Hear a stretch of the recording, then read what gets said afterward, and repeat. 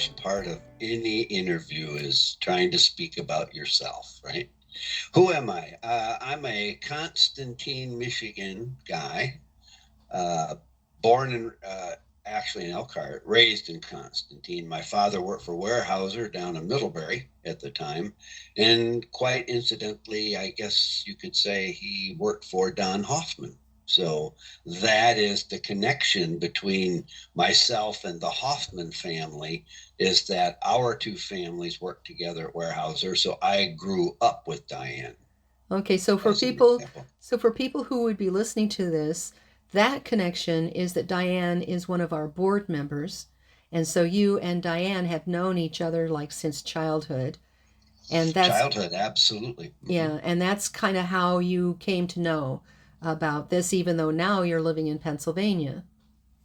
Correct. And uh, in some of our discussions, when we've reconnected, because it had been 47 years since we had spoken, and we reconnected through Facebook. And she shared with me some of her activities, and then she brought up the Tasty Nut Shop, which wasn't new to me at all. I remember the Tasty Nut Shop from my youth. It was a place we used to go and sit at the soda fountain and be able to get milkshakes and the like for a real treat when we were coming to White Pigeon to go to the theater.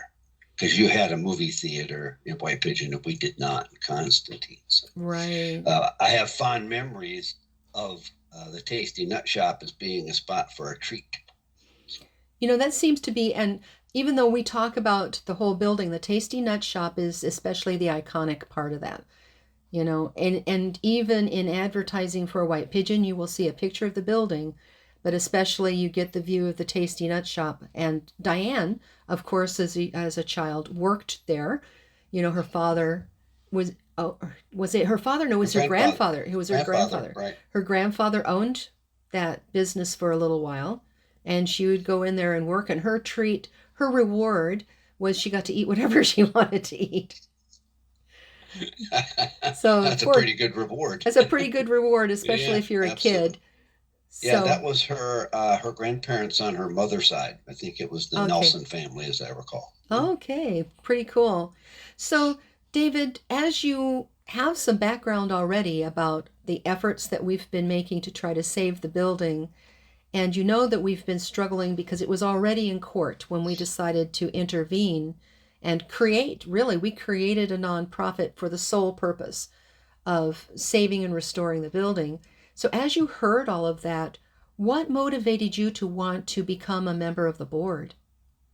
I think, and that's a really good question, Pat. I think what really struck me was there felt in the discussion, or I was personalizing, that there was a struggle for organizational structure in order to try to put themselves in a position to be able to move forward. Initially, it was around being able to help set the structure for a project to carry out. In other words, to be able to actually restore the building. It became much more personal than that when issues began to arise between the village and the board with regards to how to move forward. I also have, and I'll give you an example. I have a sister. Her name is Pam. Pam lives out in Montrose, Colorado, and the city of Montrose has taken an older building and has now begun developing it into a bed and breakfast. And they're doing something very similar to what you were talking about doing with the Union Hall building, as far as restoring it, bringing it back to its glory. Um, so I involved my sister and brother both came and we walked around the outside of the Union Hall building when we were back in Michigan for a reunion, with my brother, etc. So it made it again more personalized, and so for me it was. I had what I hoped to be some skills that would help in organizational development, but also in how to run a well-run project, and would like to be able to bring that to the board and assist the board in being able to carry the project forward. There Right. are some barriers prior to that, of course, and that's with the legal ramifications right now. Right. Yeah. Your resume is quite extensive. but I see project manager on there a lot, and you're going to be the project manager, or you are now actually, for this. So I think you're right. That organization, we're just a loose knit group of people who said, hey, don't tear that building down. And, we just we are a kind of an eclectic group of people with different skills and stuff, but to have a person who knows about how to organize is really vital to, to us moving forward properly, I think. Well, that and combined with, I'm fortunate that I'd sat on a number of boards in the past. So, a hospital board organization I assisted with for their spending and funding. I've sat on, believe it or not, a car club board for Corvettes, old Corvettes, which is kind of my other passion in my retirement. And I thought, well, maybe what I could do is offer, even if it's remote initially, some assistance in being able to try to focus the effort and move forward together as a group. So I made myself available to that. And I'm not regretting any aspect of that. Looking forward to it, actually. Looking forward to my visit soon. Sounds good. Speaking of remote, as people are just getting introduced to you, you're living in Pennsylvania. We're here in, Southwest Michigan. So, how are you working that out as far as, you're going to do some remote stuff because we can all do that. In this day and age, if a board member can't physically be at a meeting, we have ways of involving them. But with the distance there, how are you going to manage that?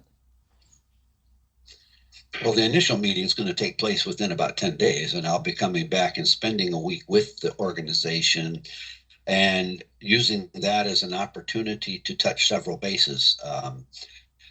We plan to meet with your CPA to be able to walk through that structure. I plan to meet with your selected organization and people.